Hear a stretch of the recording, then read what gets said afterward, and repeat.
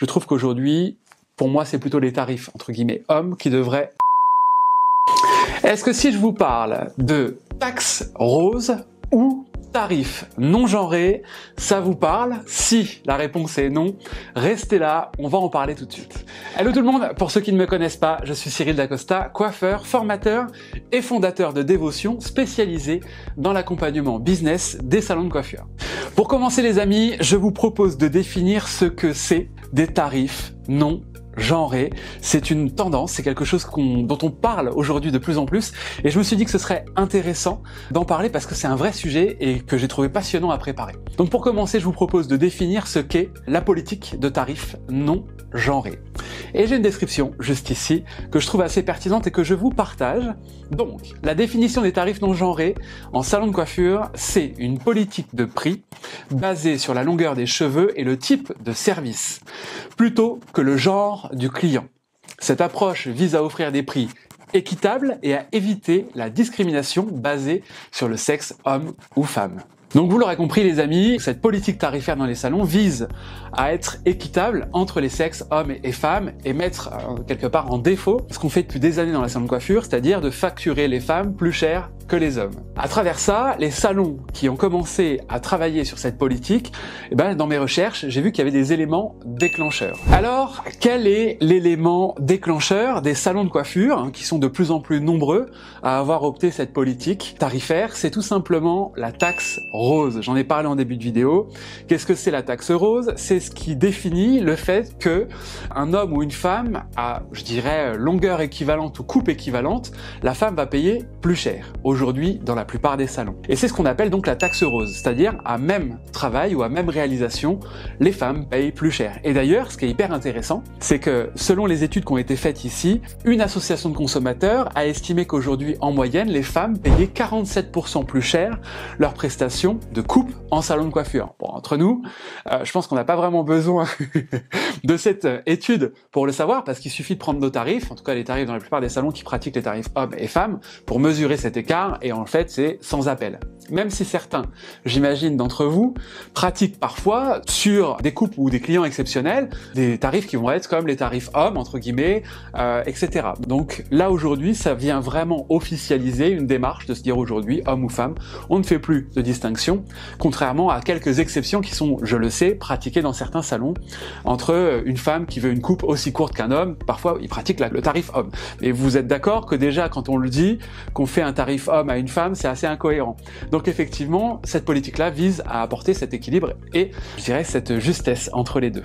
Cette taxe rose, on la retrouve en salon de coiffure depuis des années. Moi, je ne le savais pas que ça s'appelait la taxe rose. Pour le coup, je l'ai découvert en travaillant sur cette vidéo. J'ai trouvé ça hyper intéressant. Et je me suis aperçu aussi que, en grande distribution, alors je suis pas allé vérifier les amis, mais de ce que j'ai pu retrouver, des rasoirs pour hommes, on va dire bleus, et des rasoirs roses pour les femmes, entre guillemets, même si on ne va pas stigmatiser les couleurs, et en fait, à équivalence, à produit équivalent, pareil, les rasoirs destinés, entre guillemets, aux femmes dans le marketing ou l'approche sont plus chers que ceux destinés aux hommes.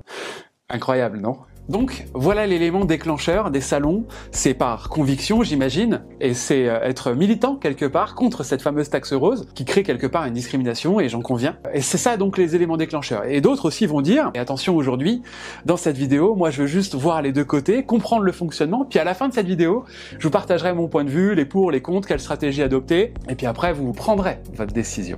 Maintenant, qu'on soit bien d'accord, aujourd'hui pratiquer des tarifs non genrés, pour moi fait avant tout partie de convictions, de valeurs profondes qui nous sont propres, qui nous emmènent à pratiquer cette politique tarifaire, et je pense que tous les salons qui sont passés aux tarifs non genrés ou qui y passeront, c'est par conviction. Je pense que c'est au-delà d'un effet de mode, je pense que c'est profond et c'est des valeurs qui parlent aux salons qui adoptent ce principe-là. Maintenant, ce qui va être intéressant, c'est comment y aller. Si vous êtes en face de cette vidéo et que vous vous dites bah tiens moi c'est quelque chose que j'aurais envie de faire, je vais vous exposer un peu les différentes façons que j'ai pu voir pour aller des tarifs hommes-femmes classiques aux tarifs non genrés. Dans les exemples que je vais vous exposer, bien sûr, loin de moi l'idée de juger c'est bien ou c'est pas bien. Au contraire, c'est plutôt de vous dire voilà ce qui a été fait et voilà mon point de vue là-dessus et voilà mes points de vigilance si demain vous souhaitez vous aussi passer à la politique tarifaire non genrée. La première option que j'ai pu découvrir, c'est un salon qui s'est dit bah ok, moi j'ai un tarif homme, je vous dis une bêtise, 25 €, moi j'ai un tarif femme à 35 €, bah c'est pas compliqué, je fais un pas entre les deux et je me dis bah voilà, je mets le cheveu court à 30 €. Donc ça veut dire que les femmes vont payer moins cher et les hommes vont payer un peu plus cher. Et ça, équilibre, entre guillemets. Bon, on peut opter pour cette option-là. D'ailleurs, ce que j'ai pu voir, c'est de se dire bah les cheveux sont plus courts, on met moins de produits, on prend moins de temps, donc voilà ce qui justifie cet équilibre tarifaire. Pour moi aujourd'hui, avant de prendre une décision comme celle-ci, évidemment, il faut connaître son coût minute. Le coût minute de son salon, c'est ce qu'on doit facturer à la minute pour être rentable. Voilà, parce que je me dis, ça se trouve ce salon, son coût minute à la demi-heure, bah c'est, on va dire, à 1,10 € la minute, donc il devrait facturer 33 € la demi-heure de coupe, sauf que là, il se met à 30, donc potentiellement, il perd de l'argent. Donc déjà, pour moi, c'est ça, la première chose. Donc soyez vigilants avant de couper la poire en deux, pour être sûr qu'en coupant la poire en deux, vous êtes toujours dans une démarche rentable pour votre salon, c'est quand même important. Et ensuite, faites aussi attention à votre proportion d'hommes et de femmes. Si vous coupez la poire en deux au niveau de votre tarif, mais que vous avez plus de femmes que d'hommes, et que par exemple 70% de femmes et 30% d'hommes, forcément, sur le volume de chiffre d'affaires, vous perdrez de l'argent. Donc, vigilance sur ce choix stratégique. La deuxième stratégie, c'est effectivement de se dire, bah ok, les hommes pour moi aujourd'hui ne payent pas suffisamment cher par rapport aux prestations demandées ou aux prestations que l'on donne, et donc certains salons ont dit, bah voilà, aujourd'hui, les hommes passent au prix des femmes. Bon, je vous cache pas qu'il y a eu de la casse, j'imagine, c'est assez logique de se dire, on imagine, si les hommes payaient 25 € qui passent à 35, forcément il y a des hommes qui ne vont pas l'accepter, soit par le prix, soit ne pas comprendre aussi cette démarche, malgré que dans les recherches que j'ai fait, il y a eu des hommes et des clients qui ont été interrogés qui comprenaient parfaitement cette évolution en se disant, j'ai jamais compris pourquoi moi je payais moins cher que ma femme. Mais on peut aussi avoir le raisonnement inverse. Je comprends pas pourquoi ma femme paye plus cher que moi. Donc prenez-le dans le sens que vous voulez.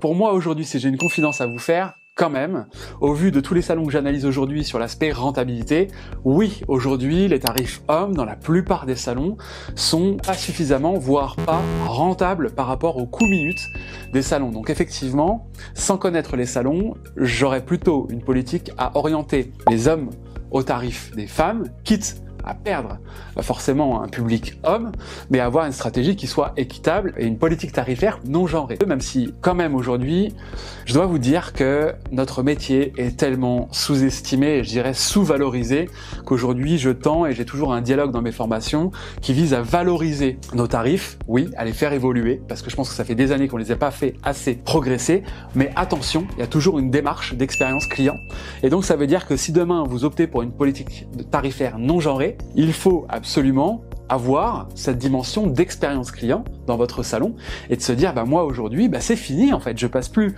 un homme entre deux parce que sous réserve que ça va plus vite alors que maintenant on va facturer le même prix. Donc pour moi aujourd'hui, on doit avoir une politique, en tout cas j'oriente les gens que j'accompagne vers ça, une politique qualitative avec une valeur en face qui permet d'avoir un bon rapport qualité-prix dans son salon, et je dirais le rapport qualité-prix, on peut l'avoir de deux façons différentes. Soit il est en notre faveur, c'est-à-dire qu'on facture plus cher que la qualité que l'on offre, soit il est en faveur de la cliente, c'est-à-dire qu'on paye ou qu'on facture pas assez cher nos prestations par rapport à la qualité que l'on offre à nos clients. Donc trouvons le bon équilibre, et c'est vers ça aujourd'hui que je vais vous faire tendre, ou en tout cas c'est le dialogue que je tiens auprès de mes partenaires et de mes clients. Maintenant, vu qu'on parle de tarifs aujourd'hui, de tarifs non genrés, j'aimerais vous partager quelque chose. Imaginons demain, vous vous dites, allez, moi j'opte pour le tarif non genré, hommes et femmes, je fais ce que j'appelle un prix d'appel, shampoing, coupe, coiffage, cheveux courts, à 40 € pour tout le monde, les hommes, les femmes. Ok. Et là, moi je vous ai dit juste avant que il était important d'avoir un tarif qui soit cohérent avec les charges de votre entreprise. Ok. Et donc c'est de s'assurer avant de mettre un tarif, du tarif qu'on doit facturer en fonction encore une fois de nos charges. Ok. Et là, il y a certains salons qui optent pour une politique qui est, moi je préfère avoir un prix d'appel, donc shampoing, coupe, coiffage, cheveux courts, à 35 €. C'est pas rentable par rapport à mon salon. Par contre, j'ai un prix d'appel qui permet au client de rentrer plus facilement chez moi. Et une fois qu'il est chez moi, je cultive les services additionnels, développement de soins, techniques, coloration, etc., balayage, etc. Donc, oui, il y a deux possibilités aujourd'hui. Et la première, donc, c'est de se dire, ok, moi je mets un prix d'appel plus élevé qui est dans la rentabilité de mon entreprise. En revanche, je suis entre guillemets moins accessible sur le tarif. Ou l'autre option, moi je mets un prix d'appel en dessous de mon seuil de rentabilité pour faire rentrer le client, et après, c'est moi et mon expertise et mon équipe qui allons orienter ces clients vers des services additionnels. Quand je parle de services additionnels, pour être très clair, c'est des soins, des colos, des services de lissage, etc. Tout ce qui peut être l'additionnel, la revente, etc. Et donc, moi je me dis aujourd'hui, de ce que je vois au quotidien, si demain vous optez pour du tarif non genré, effectivement, cultiver aussi des services additionnels qui soient hommes et femmes, et donc non genrés. Et donc pour moi, la force de proposition que vous avez sur une femme, sur le soin, la colo et tout, on doit avoir la même avec nos clients hommes, entre guillemets. Peu importe la politique tarifaire que vous allez adopter et les deux options que je vous ai présentées précédemment, cultivez, les amis, les services additionnels. Aujourd'hui, la rentabilité des salons tient sur ces piliers-là. Avoir un prix qui est cohérent, développer des services additionnels et bien sûr, avoir suffisamment de monde dans son salon, ce qui me paraît essentiel. Également, dans les recherches que j'ai pu effectuer, j'ai rencontré deux types de salons. J'en ai peut-être déjà un peu parlé sur le début de la vidéo, mais vaut mieux deux fois qu'une, comme on dit chez moi. Il y a des salons qui ont, entre guillemets, adopté une politique non genrée. Donc, ils avaient des tarifs, entre guillemets, conventionnels, hommes et femmes, et ils sont passés à la politique non genrée. Et d'autres ont créé leur structure en étant sur une politique non genrée tout de suite. J'imagine que votre question pourrait être, alors c'est quoi le mieux? Du coup, est-ce que j'attends, je refais un salon et je fais cette politique-là? Pour moi, on peut faire les deux. À partir du moment où on a un bon délai de prévenance de sa clientèle, je pense que là, c'est important d'expliquer, de partager, d'afficher nos convictions dans son salon, de le communiquer sur les réseaux en expliquant que oui, vous allez passer vers une politique de tarifs non genrés et que ce sera en place à partir de telle date et d'être très clair sur la politique tarifaire qui sera pratiquée. Et on peut aussi arriver dans un nouveau concept, un nouveau salon avec cette politique directement. Bien, ce que je vous propose maintenant, c'est de vous partager peut-être ma vision et mes recommandations par rapport à ça. Alors bien sûr, vous êtes libre de faire ce que vous voulez, évidemment, je vous partage juste ma vision. Pour moi aujourd'hui, si demain vous passez au tarif non genré, je trouve que c'est important que ça fasse partie de vos convictions et que vous soyez profondément animé par cette volonté-là. Voilà. Au-delà d'un effet de mode, pour moi, il faut que ce soit une valeur profonde. Déjà, ça c'est le premier point. Ensuite, dans votre stratégie, pour moi, attention, encore une fois, soit vous faites évoluer les tarifs hommes vers les femmes, soit vous faites l'inverse, soit vous faites un milieu. Mais pour moi, aujourd'hui, je vous l'ai partagé tout à l'heure, nos tarifs sont déjà trop bas depuis trop longtemps. On doit valoriser notre savoir-faire et selon mes convictions aujourd'hui et le travail demandé aujourd'hui et la technicité des coupes, je trouve qu'aujourd'hui, pour moi, c'est plutôt les tarifs, entre guillemets, hommes qui devraient se rapprocher ou évoluer vers ceux qui sont pratiqués aujourd'hui chez les femmes. Et pour moi, en tout cas, au-delà de cette évolution homme-femme, encore une fois, c'est de se dire quel est le coût de mon entreprise à la minute.